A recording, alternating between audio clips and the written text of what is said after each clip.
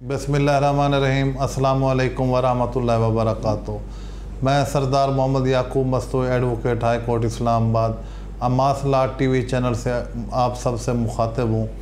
और आज का जो हमारा टॉपिक है वो ये है कि कत्ल और उसकी अकसाम, कत्ल की अकसाम और उसकी सज़ा, और उस किन वजूहात और किन बुनियादों पे कत्ल किया जाता है, ये जो है ना टोटल डिफ़ाइन करूँगा।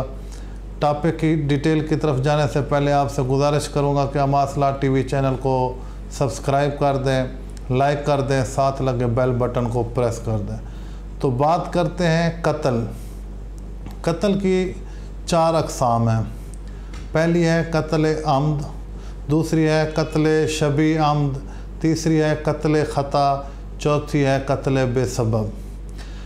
कत्ल आमद को हम डिफ़ाइन करते हैं और ये किस बुनियाद पे, किस वजह पे होता है। ये कत्ल आमद जो है, ये अगर कोई बंदा जानबूझकर इंटेंशनली नीयत के साथ प्री प्लान हो के मनसूबा बंदी के साथ किसी बंदे को कत्ल कर दे तो उसको कत्ल आमद कहते हैं। और ये पीपीसी का सेक्शन 300 है जिसमें इसकी डेफिनेशन है, डिफ़ाइन किया गया है कि ये कत्ल आमद है। और ये इन वजूहात जो मैंने बताई हैं कि जानबूझकर, सलाह मशवरे के साथ, नीयत के साथ और उस बंदे को टारगेट करके कत्ल किया जाए, ये डेफिनेशन सेक्शन पीपीसी का सेक्शन 300 है उसमें है। और ये 302 में इसकी सज़ा है। सज़ा जो है वो सरकमस्टांसेस पे डिपेंड करता है।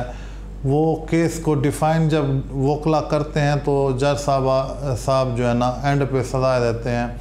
सज़ा मौत भी हो सकती है, उम्र कैद की सज़ा भी हो सकती है और इसकी दियत भी हो सकती है। तो ये हो गया कत्ल आमद। दूसरा है कत्ल शबी आमद। वो कत्ल शबी आमद जो है उसकी सज़ा 316 सेक्शन में है। इसकी उम्र कैद भी हो सकती है, दियत भी हो सकती है। ये नीयत ना हो, किसी वजह से बंदा इत्तेफाकन आपके हाथों मर जाए। मिसाल के तौर पे आप किसी को टांग में फायर करते हैं, उसका खून बहता है और वो खून बहने से ही मर जाता है। या आप किसी को सोटा, डंडा, राड मारते हैं इस नीयत से कि उसको एक हिस्से पे मारे ताकि दुश्मन गिर पड़े, ज़ख्मी हो और वो उस असना में मर जाए। तो इसमें भी जो है आप सज़ा मौत भी हो सकती है, उम्र कैद भी हो सकती है और दियत भी हो सकती है। तीसरा है कत्ल ख़ता। आप मारना नहीं चाहते, उसको डराना चाहते हैं, धमकाना चाहते हैं, लेकिन किसी भी आपकी हरकत की वजह से बंदा फौत हो जाता है। जैसा कि आप ड्राइविंग कर रहे हैं और गलत ड्राइविंग की वजह से आप से गलती हुई, ख़ता हुई, बंदा गाड़ी के नीचे आया और वो फौत हो गया, तो इसकी 5 साल सज़ा है और 7 दियत है। और बाज़ औक़ात इसकी सज़ा 10 साल भी होती है, 7 दियत भी होती है। चौथा है कत्ल बिल सबब।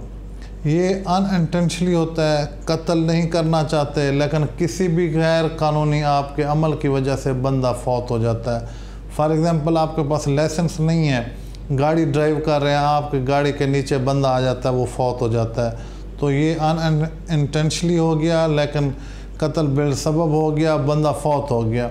फॉर एग्ज़ाम्पल आप घर के कंस्ट्रक्शन के लिए खुदाई कर रहे हैं, खुदाई में बंदा बिन जाने गिर जाता है और वहाँ फौत हो जाता है, तो ये भी कत्ल बिल सबब में आता है। तो इसकी जो सज़ा है वो दियत है। चारों सेक्शंस, चारों इकसाम जो हैं इनमें दियत होती है। दियत डिफ़ाइन शरई तौर पे की जाती है। कम व बेश 30 तोला चांदी की जो कीमत होती है वही उसकी मार्केट वैल्यू ली जाती है। आजकल सरकारी, इसका हर साल सरकारी रेट निकलता है, चांदी के रेट के मुताबिक होता है। आजकल कुछ 23 लाख के करीब इसकी दियत है और ये रेट हुकूमत ही देती है। तो ये 4 अकसाम हैं कत्ल की। आपको बतौर शहरी इस अमल से बचना चाहिए क्योंकि 302 अगर डायरेक्ट हो जाए तो सज़ाए मौत है या उम्र कैद है। दियत हर सेक्शन और हर किस्म में है। उम्मीद करता हूँ कि आज का जो लेक्चर है आपको समझ भी आएगा और पसंद भी आएगा और आप अपने दोस्तों तक आगे फॉरवर्ड भी करेंगे। शुक्रिया।